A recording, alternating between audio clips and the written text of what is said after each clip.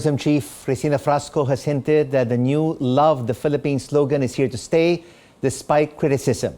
We dive into the issue with international branding expert Jörg Dietzel, joining us now from Singapore. Jörg, great to have you with us. Does this Love the Philippines campaign fiasco hurt the Philippines as a tourism brand? Well, it could have gone better.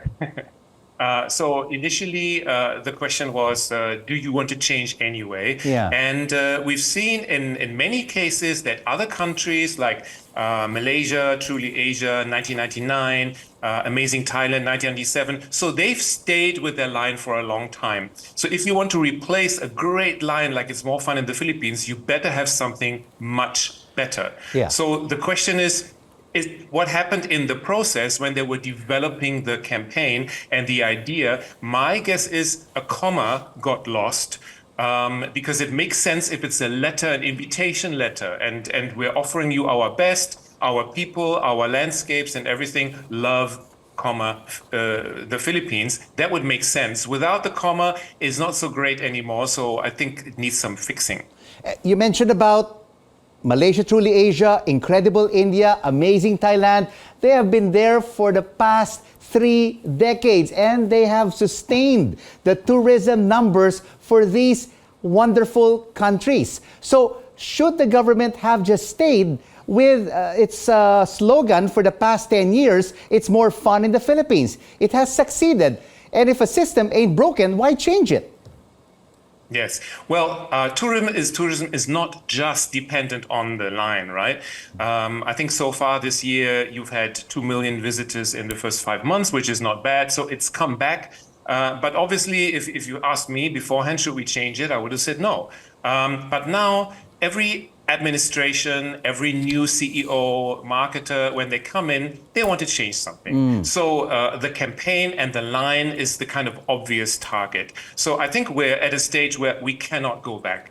And I think Tourism Secretary Frasco has made very clear that they will stick with their guns, which they should, because they also don't want to hurt the government brand in its standing and in its trust and all of that. So now the question is, how do you fix this? And how do you fix this, especially the disaster that happened with the film that had some unauthorized film clips from other countries, which is really embarrassing. So, being an international branding expert, Jörg, how will you fix it?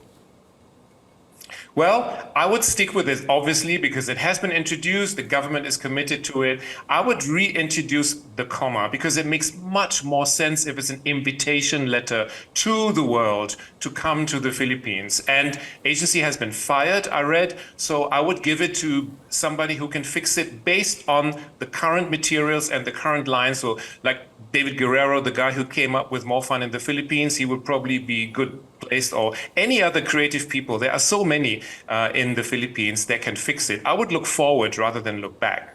All right, but let's take a look at the issue now, which is on hand, the blunder on the video. And it hit international headlines, Jörg.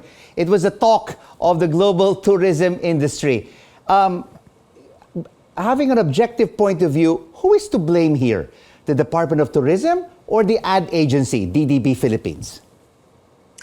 It's hard to say without knowing the details. I have an idea how it happened, because what agencies do in order to give the clients an idea what the film could look like before they incur so much cost, before the shooting, before paying of royalties, they put something together from other clips, and we call it a stylomatic. A stylomatic because you steal little clips just to give the client an idea. Obviously, that's not supposed to go public. Correct. Because you don't have the rights, and But even at this stage, so the agency says, "Oh, they just took our stylomatic and ran with it."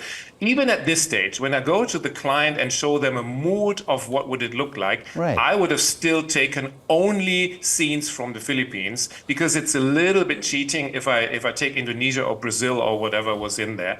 And then who knows what happened? Somebody took it and ran with it and produced it because maybe they liked it so much. Without that kind of attention to detail.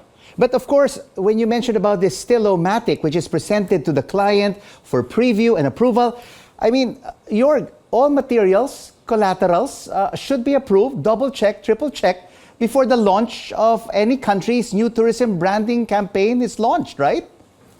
Yeah, yeah. Actually, something went really wrong in that approval stage. So I can understand how somehow somebody makes a mistake, picks up on everything that they have. They think it's currently approved and everything. But normally, it's not one person who makes that decision. It goes through a number of people who have to sign off on it, and the client, different levels, and creative directors, and all of that. So somebody should have asked the question, look, do we have the rights to all these materials, and do all these materials confirmed show the Philippines? That didn't happen, and I think that chain needs to be fixed. Lesson learned for the Philippine government, who will be working with a new local advertising agency. And Jörg, of course, before this Love the Philippines campaign fiasco, we also had a major advertisement on a London double-decker bus, which surfaced focusing on OFWs. It was criticized on social media. What do you make of that?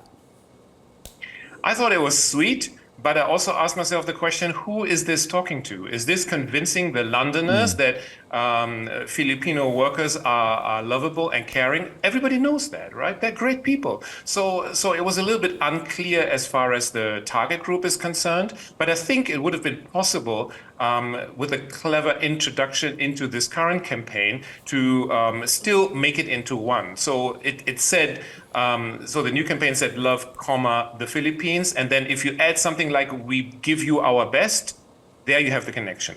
All right. Briefly, before we let you go, the tourism department, which type of ad agency should they work with next?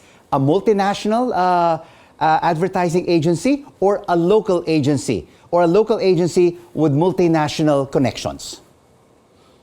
Well, you need both, right? You need the local creativity and you need a global network, because you need to put media in other markets, you need to get royalties in other markets, so you really need that network. So either it's just a pure international agency like DDB was, or it's a local agency that has those connections and collaborations because it needs to work around the world. Thank you so much for your insights. International branding expert Jörg Dietzel joining us from Singapore.